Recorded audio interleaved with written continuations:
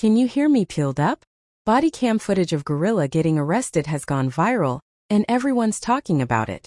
The wild part is she started that whole situation as the victim, yet it ended with her facing multiple charges. The details are actually crazy. Let's get into it. When the streets come for your crib, GloRilla, whose government name is Gloria Hallelujah Woods, got hemmed up on felony drug charges in Forsyth County, Georgia on July 22, 2025 following a burglary investigation at her crib. But check this out. Shorty wasn't even at the house when these clowns tried to come up. The 25-year-old Memphis queen was miles away doing her thing performing at the WNBA All-Star Game halftime show in Indianapolis when her life took this wild left turn. Let's run it back to Saturday, July 20, 2025 around 1:30 in the morning, when this whole mess started jumping off. Deputies from the Forsyth County Sheriff's Office got a call about some burglary going down at Woods Pad located about 40 miles from Atlanta. Now imagine your family staying at somebody's spot, thinking you're straight, when suddenly you hear glass breaking, footsteps where they ain't supposed to be, and you realize some straight-up strangers done broke into the house with you in it.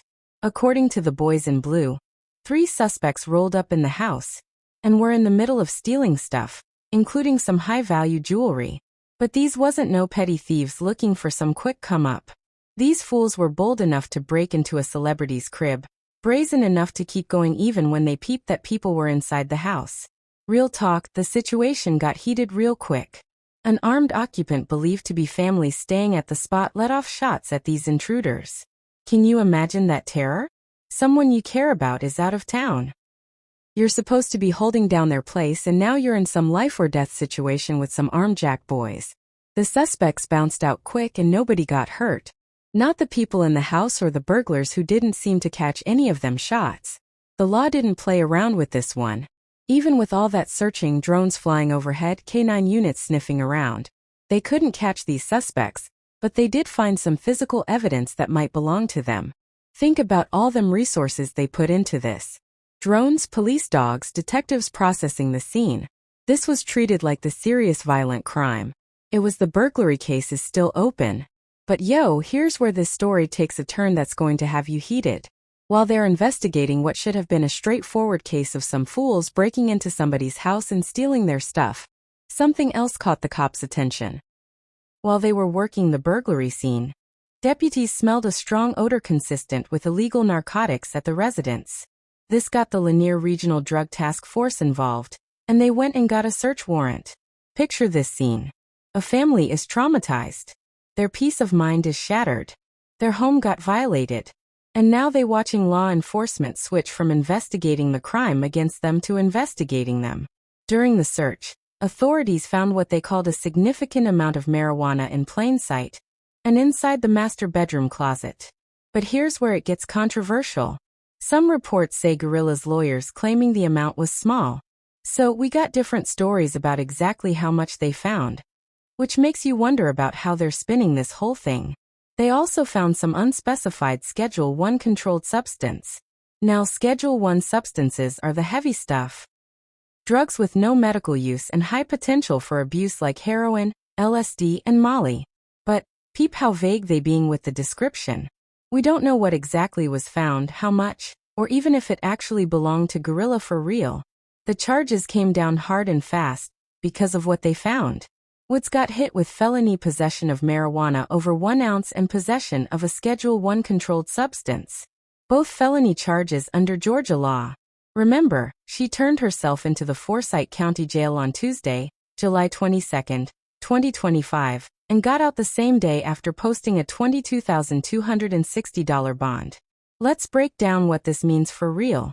In Georgia, possession of more than 1 ounce of trees is a felony, and you could be looking at 1 to 7 years in the pen. For that schedule substance, they could hit you with 2 to 7 years for a first offense. So let's do the math on this. If GloRilla gets found guilty on both charges, she could be looking at 3 to 14 years behind bars. That's potentially more than a decade locked up for substances found in her own crib after she called the police, because she was the victim of a violent crime. When word got out about GloRilla's arrest, the initial reaction was straight confusion. Here was a rising star, fresh off a major performance, suddenly facing some serious felony charges. But what happened next was something nobody saw coming. Instead of laying low, instead of letting her lawyers handle everything behind closed doors, GloRilla did something that would light up the internet and have everybody talking about justice, fairness, and keeping it real in the face of adversity. Miss Woods was out of town when her residence became a target for a group of home invaders who most likely knew she wasn't there. What they didn't know was that she had family staying with her and her family. They were traumatized by the violent interest of this group who grabbed high-value jewelry before taking off. Once they realized she wasn't home or the home wasn't vacant, when her family members did the right thing, they called the law enforcement, called police. Instead of investigating a violent home invasion and theft of Miss Woods, they instead sought a search warrant when they spotted what they believed was a small amount of marijuana. Law enforcement then sought an arrest warrant for her even though she hadn't been home for some time. No arrest warrants have been issued for the violent home invaders. Mrs. Woods is a victim, not a suspect. This is our tax dollars at work. But it was GloRilla's own words that really set social media on fire. Woods took to X on July 24, 2025 to speak her truth, and what she said had millions of people feeling like the system had done her dirty. Now GloRilla spoke out after this as well too. And she tweeted. She said, "It's crazy. My house got invaded on Saturday. I was in Indianapolis performing for the WNBA All-Star game. And instead of focusing on finding the suspects, they focus on some cannabis. Number 1, no, I wasn't busted. Number 2, my house got robbed. Number 3, I wasn't home. Long story short, my house gets invaded and I'm the only one that gets arrested." The response was immediate and overwhelming. GloRilla's post on X got crazy engagement with over 400 replies, nearly 3,000 retweets, and 17,000 likes within an hour. But it wasn't just the numbers. It was the passion behind those responses that showed just how deep this story hit people in their feelings. People on social media rallied behind her hard, expressing straight anger that she, a victim of a violent crime, was facing charges while the burglars were still running free. The comments weren't just supportive. They were heated, frustrated, and pointed to what many saw as some real injustice in how this whole case was being handled. From victim to victory lap, most celebrities, when they're facing serious felony charges, go ghost. They let their lawyers handle everything. They stay out the spotlight. They try to wait for the storm to pass. But GloRilla ain't most celebrities. What she did next was either straight genius or completely reckless, depending on who you ask.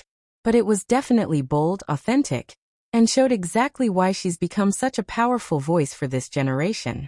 Instead of hiding from the controversy, GloRilla decided to embrace it, own it, and flip it into something that would actually benefit her career and her message.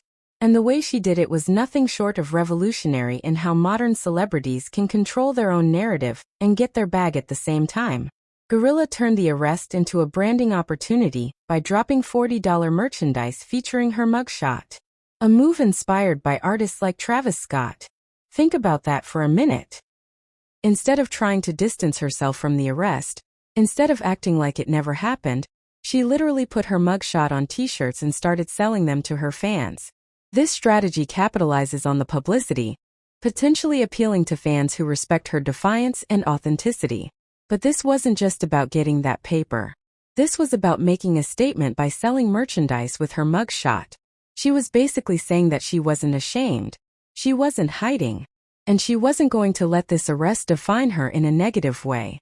The merchandise got distributed at her GloBash concert in Memphis on July 25, 2025. Keeping her in the headlines and transforming a negative situation into a marketable narrative. And the timing was perfect. Just 3 days after her arrest, she was back on stage in her own city, showing the world that she wasn't going to be stopped by legal troubles. But let's talk about that concert for a minute, because what went down there showed just how much her fans had her back, and how she was able to use this controversy to actually strengthen her connection with her audience. Her first annual GloBash in Memphis on July 25, 2025 went down as planned, showing her resilience. Her ability to perform at the WNBA All-Star Game in Indianapolis right after the incident, and her bold return at GloBash, Coming through the bleachers in dramatic fashion shows she's prioritizing her career despite legal